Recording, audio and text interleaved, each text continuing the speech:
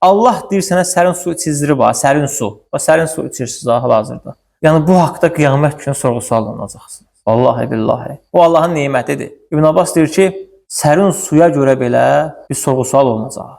Və bu haqda bir hədis var. Peyğəmbər sallallahu aleyhi və səlləm Əbu Bəkir və Ömərlə birgə bir ənsarın evinə gedirlər. O ənsar bunlara qonaqlıq verir. Və orada bunlar sərin su içirlər və yemək yeyirlər.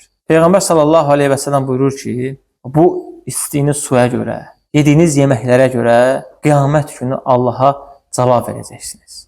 Yəni bu nemətlərə görə qiyamət günü sorğu-sual olunacaqsınız. Birinci mesaj odur ki, nemət yalnız belə deyək, dillə təşəkkür, dillə qarşılıq olmur. Məsələn, Allah sənə nemət verir, sən o neməti yalnız dillə qarşılayasan. Allahım sənə həmd olsun, mənə ruzu verdin. Allahım sənə həmd olsun, mənə sağlamlıq verdin.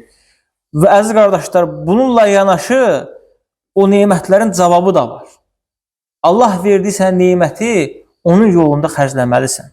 Sənə sağlamlıq verib, sağlamlığı Allah yolunda sərf et. Sənə mal-mülk verib, o mal-mülkü Allah yolunda sərf et. Yəni verdiyi nemətlərin qarşısında bir cavab hazırla. Çünki Allah Azza və Cəllə buyurur ki, biz qiyamət günü qullarımıza verdiyimiz hər nemət barəsində sorğu-sual edəcəyik.